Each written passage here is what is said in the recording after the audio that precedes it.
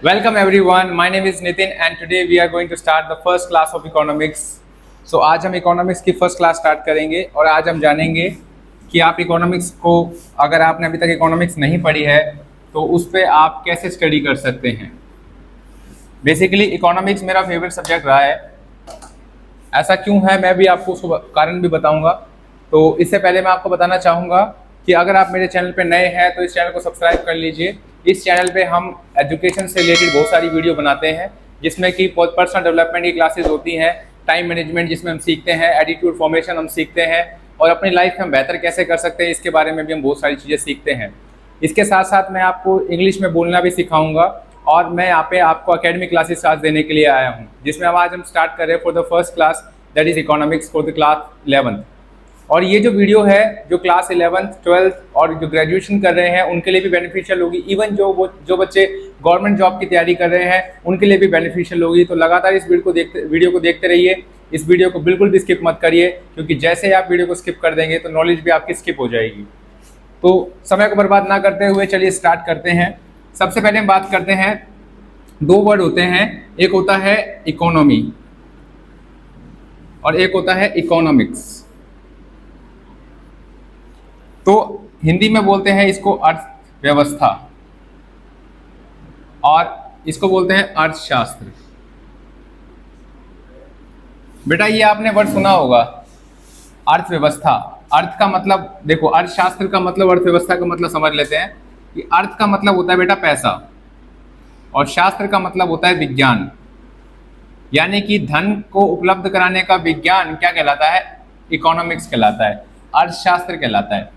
मतलब कि यहाँ पे धन कैसे उपलब्ध कराया जाएगा, आप पैसे कैसे कमाएंगे लाइफ में, इसके बारे में बताया जाता है। ठीक है, स्कूल में हमें ये सब्जेक्ट सिखाने का सबसे मेन मोटिव ये होता है कि हम ये समझ सके कि सरकार किस तरीके से कैश फ्लो करती है इंडिया में और किस तरीके से महंगाई को कम किया जाता है, किस तरीके से प्रोडक्शन को बढ़ाया जाता है, किस तरह से एक देश की अर्थव्यवस्था को चलाया जाता है। राजनीति शास्त्र में हम ये पढ़ते हैं कि राजनीति कैसे करते हैं। अर्थशास्त्र में हम पढ़ते हैं कि आर्थिक रूप से देश को समृद्ध कैसे बनाना है, आर्थिक रूप से देश को कैसे मजबूत बनाना है, देश को कैसे आगे ले जाना है। इसमें हम बहुत सारी चीजें सीखेंगे। आज की वीडियो को देखने के बाद आप अर्थव्यवस्था के बारे में और अर्थशास्त्र के बारे में बहुत ही ज्यादा डिटेल में जान जाएंगे और आप कभी भी किसी भी व्यक्ति को समझा पाएंगे कि अर्थव्यवस्था होती क्या है। तो अब यहाँ पे हम बात करते हैं अर्थव्यवस्था की। यहाँ पे अर्थ का मतलब है बेटा पैसा और व्यवस्था का मतलब है मतलब कि उपलब्ध करवाना, उपलब्ध करवाना।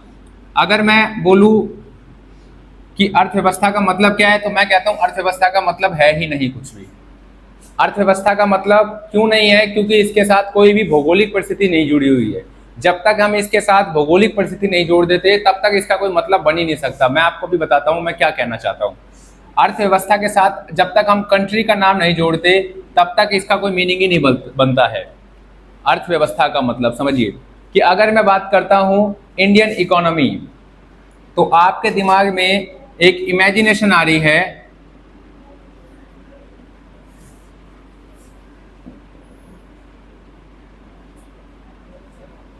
Indian economy. मैंने लिखा इंडियन इकोनॉमी तो आपके दिमाग में एक इमेजिनेशन आ रही है कि हम इंडिया की आर्थिक स्थिति के बारे में बात कर रहे हैं।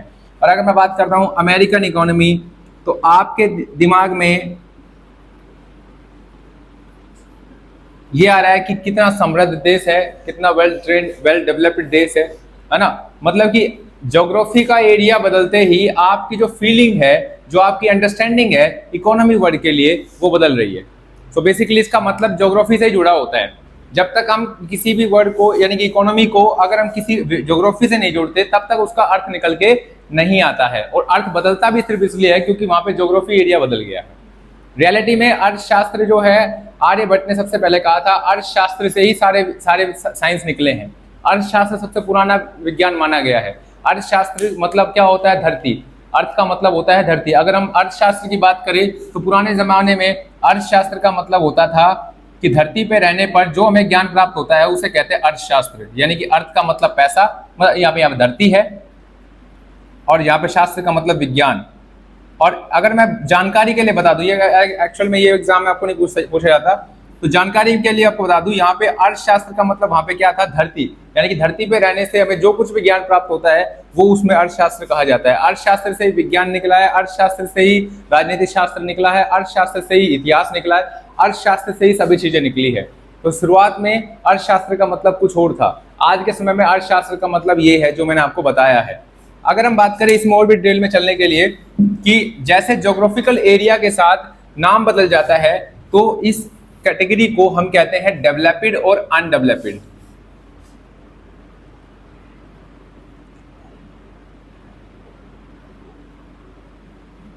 यानी कि हम बात करें डेवलप्ड इकोनॉमी और अनडेवलप्ड इकोनॉमी, यानी कि अर्थव्यवस्था दो प्रकार की होती है। कौन कौन सी? डेवलप्ड इकोनॉमी और अनडेवलप्ड इकोनॉमी। डेवलप्ड इकोनॉमी वो इकोनॉमी होती है जो कि समृद्ध होती है। किस आधार पे हम मानते हैं कि भाई डेवलप्ड इकोनॉमी समृद्ध है? आधार क्या है? सबसे पहली बात कि क्या वहां के व्यक्ति न्यूनतम आय अपनी अर्जित करते हैं, क्या वो पैसा ज्यादा कमाते हैं, तो वो इकोनॉमी डेवलप्ड इकोनॉमी होगी। क्या वहां पे हेल्थ सेक्टर अच्छा है, क्या वहां पे लोगों की जन्म दर और मृत्यु दर में कोई खास अंतर नहीं है, मतलब इन द सेंस मृत्यु दर ज्यादा तो नहीं है, यानी हेल्थ फैसिलिटी ज्यादा अच्छी है, तो उसे हम कहेंगे डेवलप्ड इकोनॉमी। लिटरेसी रेट कितना है? लिटरेसी रेट जिसमें ज्यादा होता है जिस कंट्री में, उसे हम कहते हैं डेवलप्ड इकोनॉमी, यानी कि पढ़े लिखे लोग ज्यादा जहाँ पे है वो उसे कहेंगे डेवलप्ड इकोनॉमी। और भी बहुत सारे इसके कारण होते हैं, इसके बारे में भी हम चर्चा करेंगे। ये आप ग्रेजुएशन में जब आप आते हैं तो फर्स्ट ईयर में और सेकेंड ईयर में जब आप माइक्रो और मैक्रो पढ़ते हैं तो आपको इसमें बहुत कुछ सीखने को मिलता है उसमें से। तो अभी मैं आपको जो बताने वाला हूं, एक कहानी से हम शुरुआत करेंगे। इस कहानी से मैं आपको बताऊंगा कि कैसे अर्थव्यवस्था आपको जीवन प्रदान करती है। अगर मैं आपको बात बताऊं तो अर्थव्यवस्था का मतलब क्या होता है कि आपकी जेब में पैसा आए। अर्थव्यवस्था का मतलब ये है कि आपकी जेब में पैसा आए। अगर आपकी जेब में अच्छी तरीके से पैसा आ रहा है जिससे आप जो कुछ चाहे वो खरीद सकते हो, यानी कि वो अर्थव्यवस्था का मुख्य उद्देश्य है, होता भी यही है। अर्थव्यवस्था का मतलब देखिए क्या होता है, पैसों को उपलब्ध करवाना। अर्थव्यवस्था का मतलब मैंने जैसे बता दिया कि पैसों को उपलब्ध करवाना, और वो उपलब्ध कराने की प्रक्रिया को कहते हैं आर्थिक प्रणाली। क्या कहते हैं? आर्थिक प्रणाली या अर्थव्यवस्था की प्रणाली कहते हैं। तो अर्थव्यवस्था की अगर डेफिनेशन की बात करें तो हम कह सकते हैं यह एक, जिसे हम कह सकते हैं इट इज ए पॉलिसी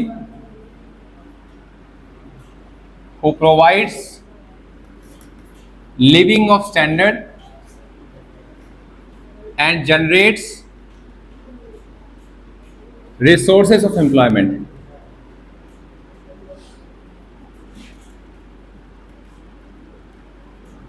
पहली चीज, यह एक पॉलिसी को क्या कहते हैं? यह एक नीति है, यह एक नीति है जिसका मुख्य कारण, जिसका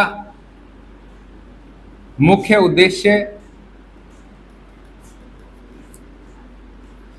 लिविंग स्टैंडर्ड को क्या कहते हैं? जिसका मुख्य उद्देश्य रोजगार के अवसर उपलब्ध करवाना, रोजगार के अवसर उपलब्ध करवाना और आजीविका उपलब्ध करवाना है। आजीविका को उपलब्ध करवाना है। अर्थव्यवस्था एक ऐसी प्रणाली है जिसका मुख्य उद्देश्य लोगों को रोजगार के अवसर और जीवन का स्तर बेहतर बनाना है, आजीविका उपलब्ध कराना है। इसका मेन उद्देश्य ये होगा कि ज्यादा से ज्यादा एम्प्लॉयमेंट हो और ज्यादा से ज्यादा लिविंग ऑफ स्टैंडर्ड बढ़े, लिविंग ऑफ स्टैंडर्ड बढ़े। अगर ये दोनों चीजें पूरी हो रही है तो वो अर्थव्यवस्था बन जाएगी एक दिन डेवलप्ड इकोनॉमी। अगर मान लीजिए इन दोनों के क्षेत्र में काम अच्छे तरीके से लिया जा रहा है तो उस कंट्री को कहते हैं डेवलपिंग कंट्री। क्या कहते हैं? Developing country. डेवलपिंग कंट्री किस आधार पे होगी? जहां पे रोजगार बढ़ रहे हो, जहां पे लोगों का रहन सहन अच्छा हो रहा हो, ठीक है। और अनडेवलप्ड इकोनॉमी वो इकोनॉमी होती है जो कि डेवलप्ड अभी नहीं हुई है, यानी कि इन द सेंस उसको डेवलप्ड होने में भी बाकी है। तो यानी कि डेवलपिंग इकोनॉमी कहीं माना जाए तो वो अनडेवलप्ड इकोनॉमी ही होती है, क्योंकि अभी वो डेवलप नहीं हुई है। दूसरी चीज समझने की ये है कि आपके पास जेब में पैसा आए, ये क्या करती है? अर्थव्यवस्था निर्धारित करती है। कौन निर्धारित करती है? अर्थव्यवस्था निर्धारित करती है। अब मैं बात करता हूं, एक नाम व्यक्ति का नाम है रमेश। क्या नाम है? रमेश, और एक का नाम है सुरेश। अब ये सुरेश जो है ये बहुत गरीब व्यक्ति है, सुरेश जो है बहुत गरीब व्यक्ति है और इतना स्टेबल नहीं है, पैसे के मामले में इतना स्टेबल नहीं है। सुरेश जो है, रमेश जो है ये एक अच्छा स्टेबल परिवार से आता है और इसके पास बहुत सारा पैसा है, ठीक है। अब ये दोनों को शिक्षा प्रदान करानी है। लिविंग ऑफ स्टैंडर्ड किससे बढ़ता है? शिक्षा से। रोजगार किससे बढ़ता है? शिक्षा से। अगर आप मान लीजिए किसी भी क्षेत्र में है और अगर आपको दोनों चीजें बढ़ानी है तो आप इस देश में देखेंगे सबसे ज्यादा भूमिका क्या निभाएगी? शिक्षा। अगर इस व्यक्ति के पास शिक्षा है तो उसका लिविंग ऑफ स्टैंडर्ड भी बढ़ेगा और उसका एम्प्लॉयमेंट फैसिलिटी भी, मतलब एम्प्लॉयमेंट अपॉर्चुनिटी भी और ज्यादा बढ़ेगी। तो यहाँ पे सीखने की बात ये है हमारे पास कि ये सुरेश के पास जो है इसके पास 10 रुपए हैं और रमेश के पास भी 10 रुपए हैं, ठीक है।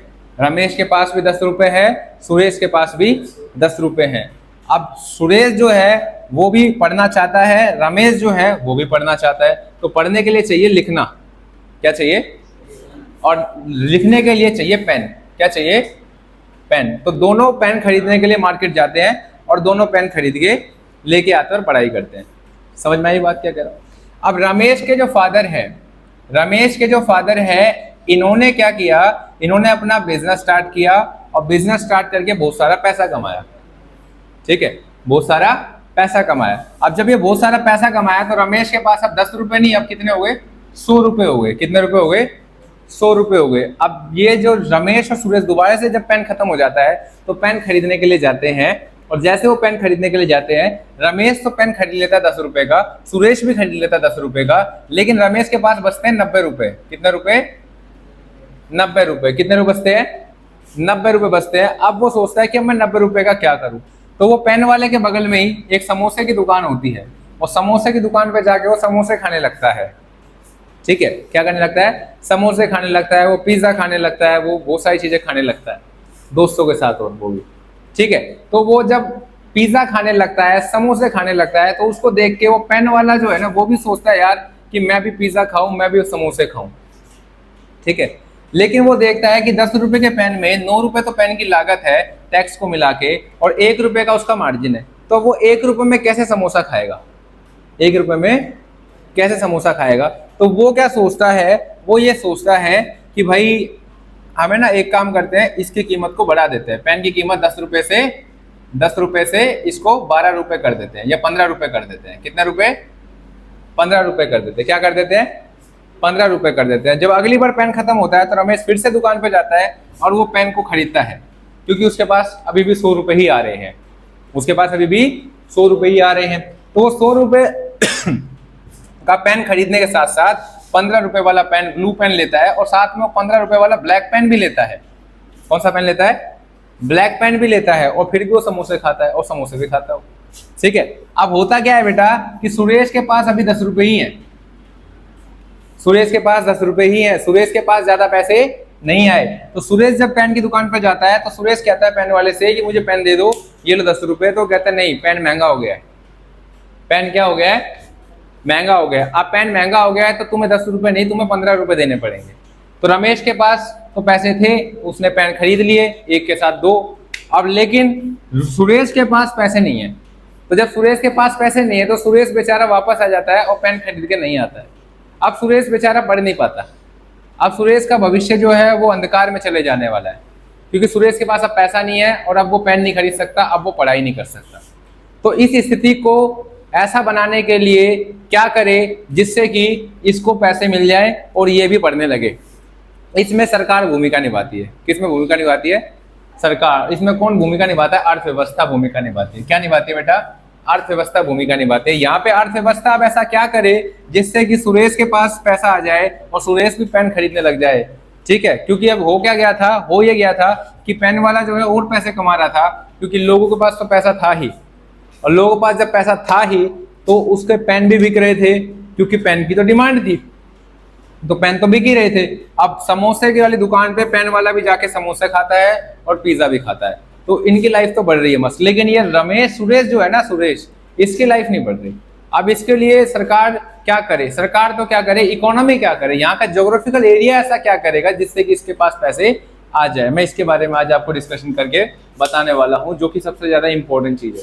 बेटा ये समझो कि मैं आपको अब इकोनॉमी का पूरा होलिस्टिक व्यू देने वाला हूं कि इकोनॉमी का पहिया कैसे चलता है।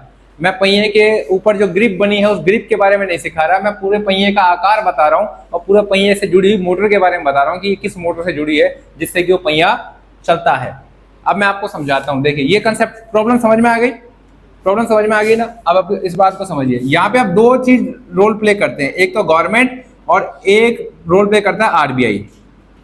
ये दो ऐसे यूनिट्स हैं, ये दो ऐसे मतलब प्रोफाइल है इंडिया में जो कि ये काम करती है कि इस गरीब व्यक्ति को पेन मिले और इस अमीर व्यक्ति को भी अपना आगे बढ़ने के मौके मिलते रहे।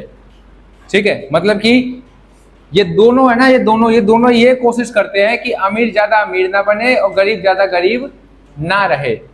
क्लियर हो रही है बात? अब मैं इसमें पर्सनल डेवलपमेंट क्लास ऐड नहीं करना चाहता, जैसा है वैसा ही बताऊंगा आप लोगों को, ठीक है, ताकि आपको एग्जाम में वही लेके आओ, पता चला कुछ और लेके आ गए तो दिक्कत हो जाएगी, राइट। तो अभी मैं जो बता रहा हूँ सत्य भी बताऊंगा बाद में, पहले जो किताबों का है वो बता देता हूँ कि गवर्नमेंट क्या करती है बेटा। गवर्नमेंट एक पॉलिसी लेके आती है, क्या लेके आती है? नीति लेके आती है। जब गवर्नमेंट जब पॉलिसी लेके आती है तो पॉलिसी को क्या कहते हैं? बजटरी पॉलिसी कहते हैं। क्या कहते हैं?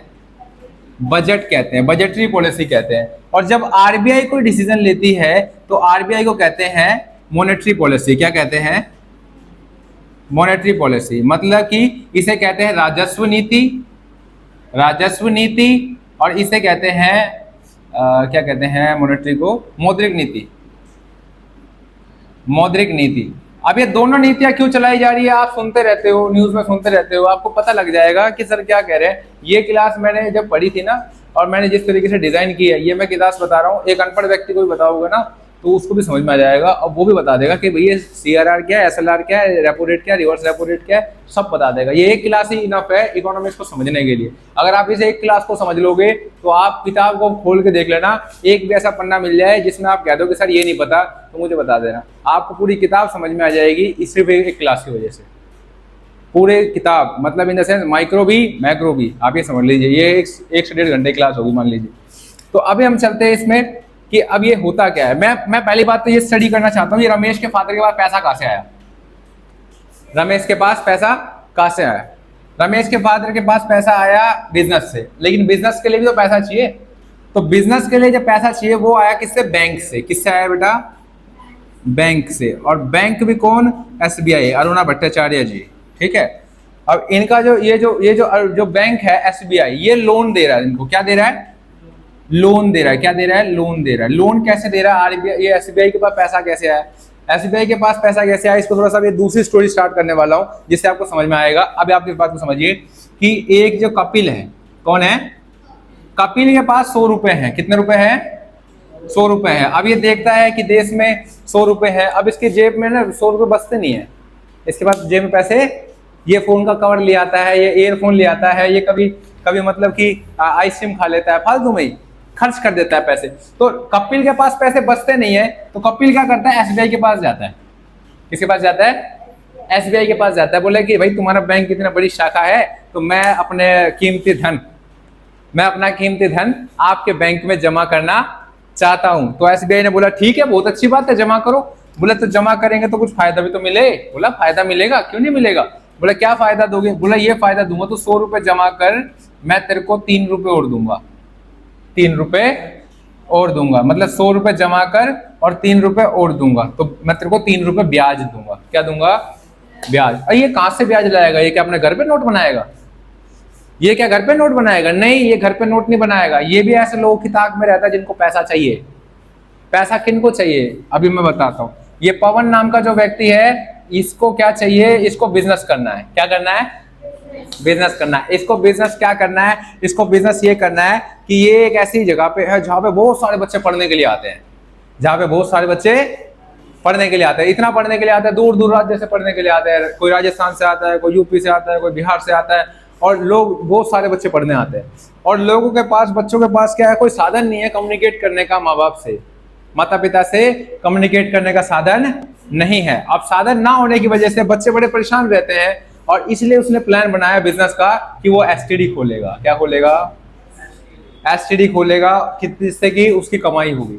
अब एसबीआई को ये अपने वो डिस्कशन बताता है कि भाई मेरा एक प्लान है, बिजनेस मॉडल है, आप मुझे लोन दो, मैं आपको प्रॉफिट के साथ वापस दूंगा। बोला क्या बिजनेस प्लान है? बोला कि मैं यहाँ रहता हूँ, यहाँ मेरे पास बहुत सारे बच्चे पढ़ने आते हैं और वो दूर दूर से आते हैं, अलग अलग राज्य से आते हैं, तो उनको कम्युनिकेट करने का साधन नहीं है, तो मैं अगर वहाँ पे एसटीडी का बूथ खोल दूँ तो मेरे पास पैसा ही पैसा। बोले चलो हम देख के आते हैं। तो वो देखने जाता है, बैंक वाले देखने जाते हैं कि भाई क्या ये सही कह रहा है गलत कह रहा है। देखता है बच्चे बहुत सारे हैं, बच्चे बहुत सारे हैं, और सही बात है, कम्युनिकेशन तो करना ही होगा, कम्युनिकेशन तो करना ही होगा, माँ बाप से बात तो करनी पड़ेगी, जरूरत की तो बातें करनी पड़ेगी।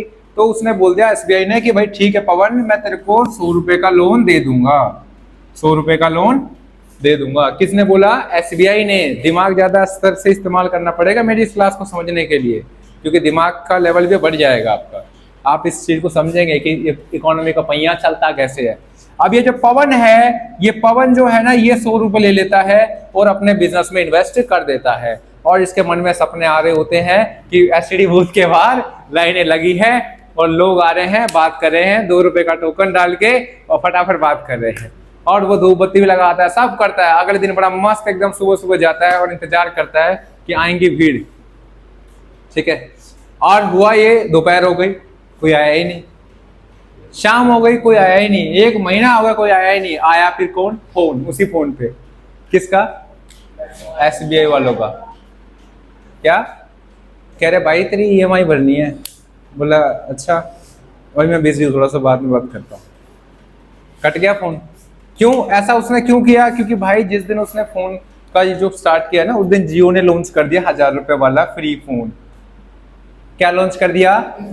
जियो ने लॉन्च कर दिया धन धनाधन नेट, चलाओ मस्त एकदम, 1000 रुपए के फोन लो और कितना भी बात करो, free talk time, free net, free सब कुछ। अब दुनिया लाइन में लग रही है, किसके? एसटीडी बूथ के नहीं, जियो की सिम लेने के लिए, जियो की सिम लेने के लिए। अब जियो की सिम लेने के लिए लोग लाइन में लग रहे हैं। लोगों को बात तो करनी थी, लेकिन अब वो लाल पीले फोन, हरे फोन, गुलाबी फोन लेके घूम रहे हैं एसटीडी के सामने। अब एसटीडी में कोई आए नहीं, एसटीडी में कोई आए नहीं। अब एसटीडी में कोई आए नहीं तो कौन आएगा? एसबीआई वाले आएंगे, है ना। तो एसबीआई वाले आए, बोले कि भाई पैसा दे। बोला पैसा तो है ही नहीं। बोला कैसी बात कर रहा है, तेरे को पैसा दिया है हमने, तेरे को 100 रुपए दिए हमने, तो पैसा तेरे पास कहाँ गया? तूने पैसा कहाँ लगा दिया? कहाँ खराब करे? तुम तो प्लान बना। बोला मैंने तो प्लान सही बनाया था, मुझे क्या पता था कि जियो वाले रातों रात एक नया लॉन्च कर देंगे फोन, और इन्होंने फ्री नेट देना स्टार्ट कर दिया, ये कर दिया, वो कर दिया। बोला ये हमारी जिम्मेदारी नहीं है, ये तो तुम्हारा ही था। बोले ले लो पैसा। बोला तेरे को उल्टा लटका देंगे। बोले लटका दो, निकले तो कुछ है ही नहीं पैसा, पैसा तो कुछ है ही नहीं। अब क्या हुआ, एसबीआई के पास जो ये 100 रुपए कपिल ने जमा करे थे, अब इसको ध्यान में आया कि मुझे फॉर्म भरना है, मुझे यूपीएससी की तैयारी करनी है, मुझे एसएससी की तैयारी करनी है, मुझे इंटरव्यू के लिए कपड़े लाने हैं, कुछ भी। तो ये पहुंचा एसबीआई के पास। क्या पूछा? भाई मेरे पैसे दो। एसबीआई ने बोला क्या करोगे पैसे का? बोले मेरे को फॉर्म भरना है। बोला क्या भरोगे? फॉर्म सरकारी जॉब इतने आसान थोड़ी ना है मिलना, भर देना बाद में। नहीं अभी दे दो। बोला अभी तो देते हैं, तुम बैठ जाओ। और कपिल को यह अंदेशा हो जाता है कि दाल में कुछ काला है, दाल में कुछ काला है। क्यों? क्योंकि ये ढंग से पैसे नहीं दे रहे, एसबीआई वाले पैसे नहीं दे रहे वापस। तो एसबीआई वाला जब ये पैसे इसको नहीं देता, तो कपिल मार्केट में अफवाह फैला देता है कि भाई एसबीआई पैसे लेके खा गया, मेरे एसबीआई पैसे लेके खा गया। और अब ये जो क्या नाम है तुम्हारा, तुम्हारा नाम क्या है? हितेश, निखिल और तुम्हारा नाम सूरज। हितेश, निखिल, सूरज, ये तीनों को पता चल गया कि एसबीआई पैसे नहीं दे रहा। जो एसबीआई, क्योंकि इनका भी खाता था, तो ये भी पहुंच गए बैंक के पास। बोला हमारे भी पैसे दो। बोला ये जो तुम्हारा तो पैसे तुम 1 महीने, ये तो निकालने वाले भी नहीं थे पैसे, ये तो पैसे निकालने वाले भी नहीं थे, तो 5 साल के बाद निकालते, मान लो 1 साल के बाद निकालते। लेकिन ये इनको पता चल गया कि पैसे नहीं दे रहा, तो अभी चलो, जो 1 महीने बाद आने वाला था वो भी आज ही आ गया, और भीड़ लगा दी एसबीआई के बाद। एसबीआई के बाहर लग गई भीड़, पैसे दो हमारे, पैसे दो। पैसे कैसे खा गए तुम लोग? अब एसबीआई का जो ऑनर है अरुणा भट्टाचार्य जी, वो परेशानी में आ गई और वो कह रही है अब क्या करें। बोले कुछ तो करना ही पड़ेगा। बोला क्या करें? सीधा पहुंची फादर बैंक के पास। किसके पास? आरबीआई के पास। आरबीआई का दरवाजा खटखटाया। आरबीआई बोला आइए आइए बैठे जी। बोला एक समस्या है। बोला क्या समस्या है? बोला समस्या ये है कि फलाना फलाना डिकड़ा डिकड़ा और फलाना फलाना। बोला ये तो बहुत गलत बात है। बोला क्या गलत बात है, ऐसे तो पैसे कमाऊंगा मैं, मतलब ऐसे तो पैसे मैं कमाऊंगा, एसबीआई बैंक कैसे कमाएगा। बोला कि आरबीआई ने बोला कि तुम इतने बड़े बैंक हो, भारत में सबसे बड़े बैंक हो, और तुम ऐसी गलतियां करते हो। तो बोला कि क्या करे, कोई बात नहीं बचा दो, कोई बात नहीं बचा लो। क्या बचा लो? बोला क्या बचा लो? चलो ठीक है बचा लेते हैं। एक काम करो, एसबीआई ने बोला आरबीआई से जब मुझे लोन दे दो। क्या दे दो? एसबीआई ने बोला आरबीआई से मुझे लोन दे दो। मुझे तुम्हें लोन दे देंगे मतलब? बोले सर हम आपको पैसे दे देंगे, फालतू लोन दे दो, बच तो जाए। ग्राहक मेरे टूट गए तो दिक्कत हो जाएगी, ग्राहक मेरे टूट गए तो दिक्कत हो जाएगी, प्रॉब्लम हो जाएगी। तो एसबीआई ने क्या किया, लोन लिया आरबीआई से। बोले मुझे 100 रुपए का लोन दे दो। बोला ठीक है 100 रुपए का लोन तो दे दूंगा, लेकिन शर्त एक है। बोला क्या? बोला मैं तुमसे ब्याज लूंगा। बोला कोई बात नहीं, लो ब्याज। कितने रुपए? बोला 2 रुपए ब्याज लूंगा। कितने? 2 रुपए ब्याज लूंगा। चलो ठीक है 2 रुपए ब्याज ले लेंगे, कोई बात नहीं, फिर भी 1 रुपए का फायदा, वहां से तो 3 मिलेंगे ना। चलो 3 मिले, यहाँ 1 दिया, कोई बात नहीं, बच जाएंगे किसी तरह। ठीक है बच गए। लोन ले लिया आरबीआई से, किसने? एसबीआई ने, और लोन की पेमेंट कर दी। और ये फिर क्या हुआ, कुछ महीनों बाद, साल भर बाद, फिर से इन्होंने पैसे लोन पे देने लगे लोन पे। तो फिर से किसी व्यक्ति को अफवाह मिली कि भाई यार ये तो पैसे वापस नहीं दे रहे। तो फिर से वही आरबीआई ने बोला तुम पागल हो गए हो, तुम बार बार यही गलतियां कर रहे हो। बोले क्या मतलब बार बार आ जाते हो मुंह उठा के लोन लेने के लिए, शर्म नहीं आती तुम इतने बड़े बैंक हो? तो बोले कि क्या करे, शर्म तो बहुत आ रही है पर करे क्या? बोले तुम एक काम करो, तुम जैसे 100 रुपए आए ना, तो 100 के 100 लोन पे मत दो, 100 के 100 लोन पे मत दो, कुछ पैसे अपने पास भी रखो। सारा काम पेटीएम से मत करो, कुछ कैश में भी रखो, ताकि जहां पेटीएम नहीं चलता वहां तुम कैश दे सको।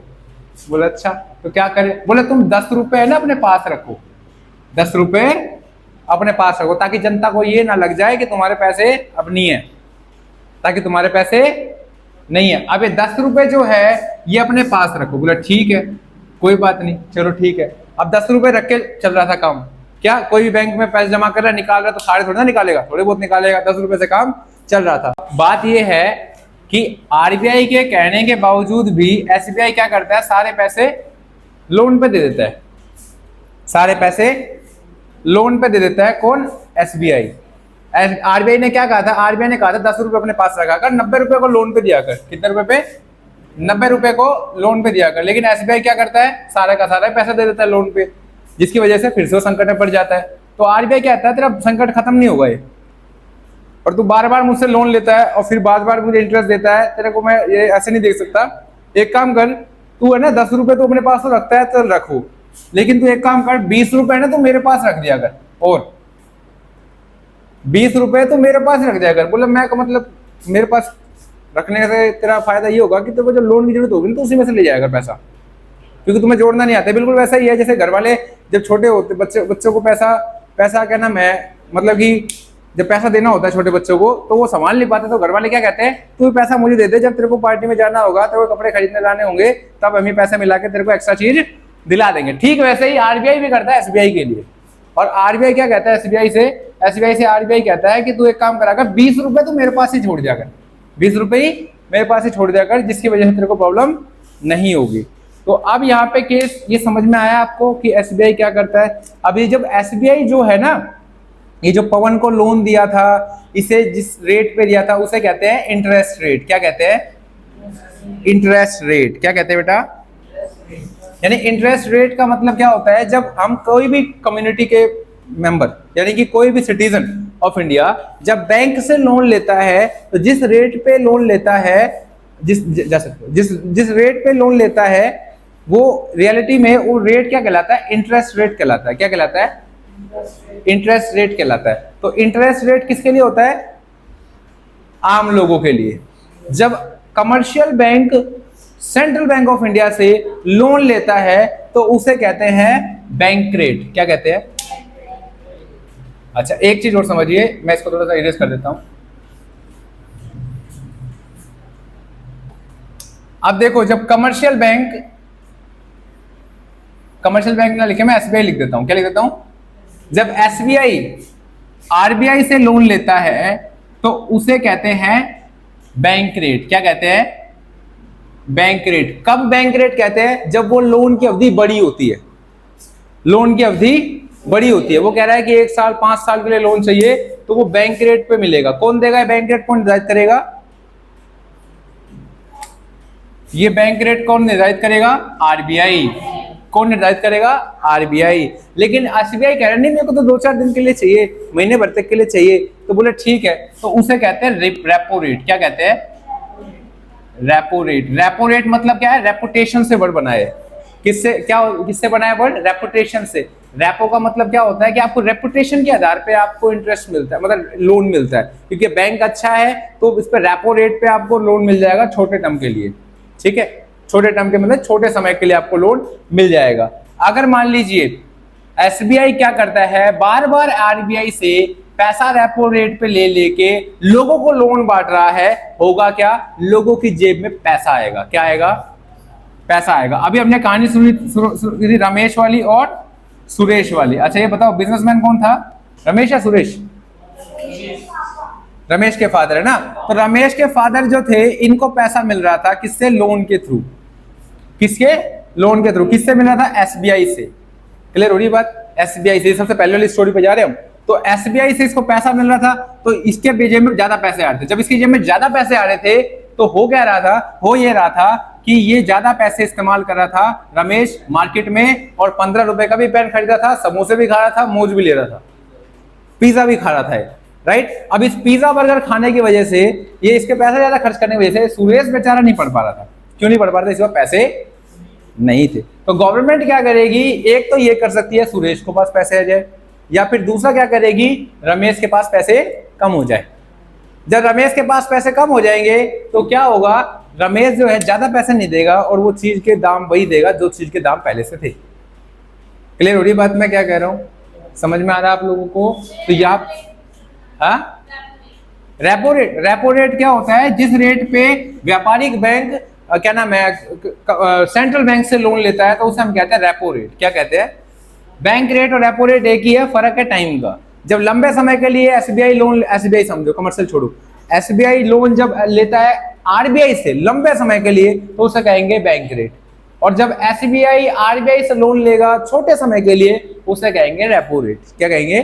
Repo rate. अब रेपो रेट होने के बावजूद भी, अब देखो रेपो रेट होने के बावजूद भी एसबीआई के पास इतनी डिपॉजिट्स आ रही है, लोग इतना पैसा जमा कर रहे हैं। क्यों जमा कर रहे हैं? घर में सुरक्षित नहीं है पैसा, ठीक है, या लोग पैसा ज्यादा कमा रहे हैं, ऑनलाइन कमा रहे हैं, कुछ भी कर रहे हैं, लोग बैंक में जमा कर रहे हैं। अब इसके पास ज्यादा पैसा आने की वजह से क्या हो गया है? रमेश के पास बहुत सारा पैसा आ गया है। अब रमेश क्या कर रहा है? बहुत सारी चीजें खरीद रहा है, जिसकी वजह से और ज्यादा चीजों की बिक्री हो रही है और डिमांड बढ़ रही है। बेसिकली महंगाई आ रही है। क्या आ रही है? महंगाई आ रही है। जब चीजों के दाम बढ़ने लगे तो उसे हम क्या कहते हैं? महंगाई। अब इसको भी हम बाद में क्लियर करेंगे महंगाई होती क्या। तो अब इस महंगाई को कम करने के लिए आरबीआई क्या करेगा? आरबीआई सोचेगा 2 मिनट के लिए करूं क्या। तो आरबीआई बोलेगा यार एसबीआई के पास पैसे कम होने चाहिए, तो वो क्या कर देगा? रेपो रेट को बढ़ा देगा। क्या कर देगा? रेपो रेट को बढ़ा देगा। जो 2 रुपए रेपो रेट है, 2 रुपए से क्या कर देगा? 5 रुपए कर देगा। क्या कर देगा? 5 रुपए कर देगा। अब 2 रुपए से 5 रुपए कर देगा तो एसबीआई को लोन लेना महंगा पड़ जाएगा ना आरबीआई से। यानी कि आरबीआई अब आसानी से लोन नहीं लेगा, तुरंत लोन नहीं लेगा। आरबीआई से लोन लेना कम कर देगा कौन? एसबीआई। जब एसबीआई लोन लेना कम कर देगा तो भाई कंज्यूमर को भी लोन देना कम कर देगा। सिंपल सी बात है। जब कंज्यूमर के पास लोन कम आएगा तो लोगों के पास पैसे भी कम होंगे, और जब पैसे कम होंगे तो महंगाई भी घट जाएगी। समझ में आ रही है बात मैं क्या कह रहा हूं? अगर इस केस से भी महंगाई नहीं घटती तो आरबीआई ये कहता है कि भाई मैं फादर हूं, कमर्शियल बैंक का फादर हूं, तो कहता है आरबीआई मुझे लोन दो एसबीआई से। क्या कहता है? हाँ, आरबीआई कहता है कमर्शियल बैंक से मुझे लोन दो। कौन कहता है? आरबीआई कहता है कमर्शियल बैंक से। ये कैसे मतलब है? आरबीआई तो पैसे छापता है, आरबीआई तो पैसे बनाता है, लेकिन फिर भी वो लोन क्यों ले रहा है एसबीआई से? भाई आरबीआई के पीछे, हाँ, क्योंकि एसबीआई के पास एक्स्ट्रा पैसे हो गए हैं। एसबीआई ज्यादा पैसे रखने की वजह से ज्यादा पैसे लोन पे बांट रहा है, जिसकी वजह से महंगाई बढ़ रही है। हाँ, जिसकी वजह से महंगाई बढ़ रही है। तो अब यहाँ पे आरबीआई क्या करेगा? इससे लोन लेगा वापस में, तो इसे कहते हैं रिवर्स रेपो। क्या कहते हैं? तो आरबीआई जो रिवर्स रेपो का यूज जो करता है वो शॉर्ट टर्म के लिए करता है, लॉन्ग टर्म के लिए नहीं करता। यानी कि आरबीआई लॉन्ग टर्म के लिए कमर्शियल बैंक से लोन नहीं लेता, आरबीआई सिर्फ शॉर्ट टर्म के लिए लोन लेता है। यानी कि आरबीआई लोन लेगा एसबीआई से तो फायदा क्या होगा? फायदा एसबीआई का ये होगा कि पैसे तुरंत मिल जाएंगे। दूसरा फायदा क्या है, लोग पैसे लेके नहीं भागेंगे क्योंकि आरबीआई है। तो एसबीआई क्या करेगा, जनता को लोन देने के बजाय आरबीआई को लोन देना चाहेगा। क्यों? क्योंकि आरबीआई को लोन देने में फायदा ये है कि पैसे मिलेंगे, जनता में क्या रिकवरी करनी पड़ती है, आरबीआई से रिकवरी नहीं करनी पड़ेगी।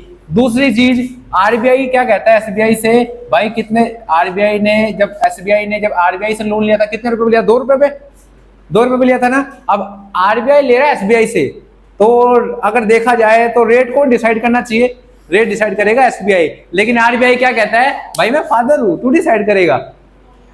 हाँ, तो डिसाइड करेगा एसबीआई नहीं, आरबीआई डिसाइड करेगा। कह रहा है कि 1% इंटरेस्ट दूंगा, लोन दे फटाफट। क्या 1% इंटरेस्ट दूंगा, लोन दो, मतलब कि आरबीआई क्या कह रहा है एसबीआई से, आरबीआई कह रहा है एसबीआई से लोन दे और रेट भी मैं ही बताऊंगा, रेट भी मैं ही बताऊंगा। तो इस तरीके से क्या होगा, रमेश के पास पैसे कम हो जाएंगे, और कम होने की वजह से, रमेश के पास पैसे कम होने की वजह से, ये रमेश जो है कम पैसे रखने की वजह से पेन के वाला कीमत भी नहीं बढ़ाएगा, और फिर से कीमत जो है 15 रुपए से 10 रुपए आ जाएगी, क्योंकि मंदी आ गई है। क्या आ गई है? तो मंदी आ गई है, तो सुरेश सोचेगा मंदी आ गई, अच्छी बात है, 10 रुपए में पेन मिल गया, अब 10 रुपए का पेन हम खरीद लेंगे, 10 रुपए का पेन हम खरीद लेंगे। समझ में आ रही है बात? तो ये चीजें कंट्रोल की गई किसके द्वारा, किसके द्वारा करी गई, आरबीआई के द्वारा, मॉनेटरी पॉलिसी के द्वारा। किसके द्वारा? आरबीआई के द्वारा। तो आरबीआई क्या करता है, इकोनॉमी को संभालता है। क्या करता है? इकोनॉमी को संभालता है। और इकोनॉमी जैसे लोगों की जेब में पैसा, अब मैं इसमें पर्सनल की आपको बताता हूँ, पर्सनल 1-to-1 कम्युनिकेशन बताता हूँ। तो सरकार कभी नहीं चाहती कि आप पैसा कमाओ, सरकार आपसे कभी नहीं चाहती कि आप धनवान बनो। क्योंकि आप धनवान बन जाओगे तो महंगाई ले आओगे। क्या ले आओगे? महंगाई ले आओगे। तो आपको पर्सनल डेवलपमेंट में ही सिखाया जाता है कि आप पैसा कैसे कमाते हो। पूरी इकोनॉमिक्स की किताब में सिर्फ ये सिखाया जाएगा कि सरकार कैसे मेंटेन रखेगी कंट्री को। अगर आप ये सोच के बैठे हैं कि आप इसमें खुद पैसा कमाना सीखेंगे, तो इकोनॉमिक्स में एक लाइन में भी नहीं लिखा कि आप पैसा कैसे कमाओगे। आप ग्रेजुएशन की पढ़ लेना, आप यूपीएससी की भी खोल के मैंने किताब पढ़ी है, उसमें इकोनॉमिक्स की पूरी, रमेश सिंह की, उसमें भी नहीं लिखा कहीं पे भी कि आप पैसा कैसे कमाओगे। आपको वो सीखना है तो उसके लिए पर्सनल डेवलपमेंट की क्लास है, वो आप अटेंड करिए। ठीक है, तो अब इसमें हम एक चीज और समझते हैं, हमने क्या सीखा। अब मैं आपसे बोलता हूँ महंगाई बढ़ रही है, तो ये बताओ बैंक रेट बढ़ेगा या घटेगा? बोला बैंक रेट, थोड़ा सा जबान पे ही सीखना मैं इसको। बैंक रेट, रेपो रेट, और क्या नाम है, रिवर्स रेपो रेट। ये बताओ जब बैंक रेट बढ़ रहा है, बैंक रेट मतलब कि महंगाई बढ़ रही है, तो बताओ बैंक रेट बढ़ेगा या घटेगा? बढ़ेगा। अच्छा, रेपो रेट ये भी बढ़ेगा। अगर महंगाई है, महंगाई को कम करना है, तो कैसे कम होगी महंगाई? अब ये कोई बूढ़ा इंसान ही बता देगा ये न्यूज में देख के, भाई महंगाई बढ़ रही है, सरकार क्या कर रही है? सरकार इन द सेंस सरकार नहीं, आरबीआई क्या कर रहा है? आरबीआई भाई बैंक रेट बढ़ा दे, चलो ठीक है बैंक रेट बढ़ गया, तो इससे क्या है, अब लोग ज्यादा लोन नहीं लेंगे। ठीक है। अब दूसरा रेपो रेट, क्या? हाँ, रेपो रेट भी बढ़ गया तो लोन नहीं लेंगे, है ना। एसबीआई लोन ले लेगा तो लोग कहाँ से लोन लेंगे? रिवर्स रेपो रेट बढ़ा देगा तो अब लोन जनता को मिलेगा ही नहीं, सारा लोन सरकार खुद, मतलब इन द सेंस आरबीआई खुद रख लेगा। ठीक है, समझ में आई बात? क्लियर हो गया। एक और चीज करता है क्या नाम है, आरबीआई, महंगाई को कम करने के लिए वो क्या करता है, उसके पास है ना कुछ बॉन्ड्स होते हैं। क्या होते हैं? बॉन्ड्स होते हैं, कुछ गवर्नमेंट प्रॉपर्टीज होती है उसकी, मतलब कि उसमें गोल्ड होता है, और ये जो इसे कहते हैं सरकारी प्रतिभूतियां, क्या कहते हैं, गवर्नमेंट एसेट्स। तो आरबीआई क्या करेगा, एसबीआई के पास जो गल्ले में पैसे भरे पड़े हैं, उस पैसे को अपने अंडर करने के लिए वो अपने एसेट्स को बेच देगा। वो एसेट सिर्फ आरबीआई बेच सकता है एसबीआई को, और दूसरी बात एसबीआई कहीं बेचेगा तो सिर्फ वो आरबीआई को बेच सकता है। वो ऐसे गवर्नमेंट पेपर होते हैं, वैल्यू होती है उनकी लाखों में, करोड़ों में, अरबों में। तो एसबीआई अगर महंगाई ज्यादा हो रही है, आरबीआई अगर महंगाई ज्यादा हो रही है, तो आरबीआई क्या करेगा, अपने एसेट्स को बेच देगा। तो बेचने से वो कहीं चलेंगे तो नहीं। एसबीआई को मान लीजिए 10 लाख करोड़ का एसेट बेच दिया, तो एसबीआई क्या करेगा, मजबूर हो जाएगा खरीदने के लिए, क्योंकि फादर है आरबीआई। तो अब एसबीआई खुश हो रहा था, लोन दूंगा, तो लोन दे नहीं पाए, इसलिए क्या करेगा, आरबीआई एसेट्स को बेच देगा, जिससे एसबीआई का पैसा कहां चला गया, आरबीआई के पास। तो महंगाई हो जाएगी कम। क्लियर हो गया? समझ में आ गया? अब इसके बाद जो हम स्टार्ट करने वाले हैं, इसके बाद जो मैं सेकंड आपको बताऊंगा कि अर्थव्यवस्था एक पॉलिसी है। इट इज ए पॉलिसी वो provide living of standard, generate resources of employment. तो अब हम जानेंगे, ये मॉनेटरी पॉलिसी हमने सारी क्लियर कर ली है कि इसमें गवर्नमेंट एसेट्स भी आ जाते हैं, गवर्नमेंट एसेट्स जिसे हम कहते हैं सरकारी प्रतिभूतियां। ठीक है, इसके अंदर भी ये भी आ जाती है तो ये सब चीजों के थ्रू जो है इकोनॉमी कंट्रोल की जाती है। मैं ये बता रहा हूँ कि इकोनॉमी के पहिए को कंट्रोल कैसे किया जाता है, दाएं बाएं कैसे मोड़ा जाता है, एक्सेलरेट कैसे किया जाता है, पिकअप कैसे पकड़ाया जाता है, ये वो चीज है। समझ में आ गया आपको? अगर आपको मेरी बातें समझ में आ गई है तो मैं आप लोगों को कहूंगा शाबाश, आप लोग बहुत ज्यादा इंटेलिजेंट है, आपका दिमाग बड़ा तेज है और आप चीजों को बहुत गहराई से समझ सकते हैं। लेकिन अगर आपको मेरी बातें समझ में नहीं आ रही है, कुछ चीजें मिस हो गई है, तो कोशिश करें कि इस वीडियो को दोबारा देखें, कोशिश का जरूरत करें, जरूर से जरूर कोशिश करें, क्योंकि ये चीज जो अगर समझ में आ गई ना, आपको मैं बता रहा हूँ, आप कहीं भी ट्यूशन पढ़ रहे हो, आप कहीं भी क्लास अटेंड कर रहे हो, आपको ऊपर से पता चल जाएगा कि क्या चीजें हो रही है। आपको गहराई में समझने के लिए समय लगाना पड़ेगा, लेकिन आपको होलिस्टिकली पता होगा कि किस चीजें डिस्कस हो रही है, क्यों डिस्कस हो रही है, किस लिए हो रही है। राइट? तो अभी तक हमने सीखा कि दो तरीके होते हैं, एक होता है मॉनेटरी पॉलिसी, तो मॉनेटरी पॉलिसी मैंने आपको करवा दिया, ठीक है, और हम बात करेंगे बजटरी पॉलिसी के। तो बजटरी पॉलिसी जो है हम अगली क्लास में करेंगे। ये मैं क्यों करा रहा हूँ, ये मैं इसलिए कर रहा हूँ ताकि आपको पता चल जाए कि इकोनॉमिक्स होती क्या है। ये 11th और 12th दोनों को टारगेटेड करके क्लासेस है, तो ये अगर मान लीजिए अगर आप अभी सीख लेते हैं तो आपको वो चीज समझ में। रियलिटी में बताऊं तो मैं आपको पढ़ा रहा हूँ ना, 11th में था हमारे टाइम पे। ये जो भी मैं आपको पढ़ा रहा हूँ ना, ये सब कुछ 11th में था। माइक्रो भी 11th में थी, मैक्रो भी 11th में थी। आप इसको समझ लीजिए कि माइक्रो और मैक्रो दोनों हमारे टाइम पे 12th में थी, सॉरी हाँ 11th में हमारे पास थी इंडियन इकोनॉमी और स्टैटिक्स। अब क्या कर दिया इन्होंने, होच पोच कर रखा है कि अब माइक्रो इकोनॉमिक्स पढ़ा रखी है 11th में और मैक्रो को 12th में करे, जिससे क्या होना है, ये लिंक टूट गया है। जो मैंने लिंक करके बताया है ना, रियलिटी में एक ही क्लास का था, एक ही क्लास का था। तो ये उस चीज को समझने के लिए बहुत ज्यादा इंपॉर्टेंट है। आप इस क्लास को एक बार नहीं 2 बार देखिए, तब आपको समझ में आएगा। अगर आपको ये समझ में आ गया ना, तो मैं बता रहा हूँ आपके नजरों में इकोनॉमिक्स से बढ़िया इंटरेस्टिंग सब्जेक्ट आपके स्कूल में कोई होगा नहीं। सबसे बढ़िया सब्जेक्ट है अगर आप इसको मन लगा के पढ़ोगे तो। ठीक है, तो आज के लिए इतना ही। We will see you in the next class. Till then bye bye, have a good day. जय हिंद, वंदे मातरम, जय भारत। और अभी तक अगर आपने वीडियो देखी है तो आप इस चैनल को जरूर सब्सक्राइब करिए, क्योंकि मुझे लगता है कि आप बहुत ज्यादा इंटेलिजेंट पर्सन है और आप कुछ सीखना चाहते हैं। तो जय हिंद, वंदे मातरम, जय भारत, भारत माता की जय।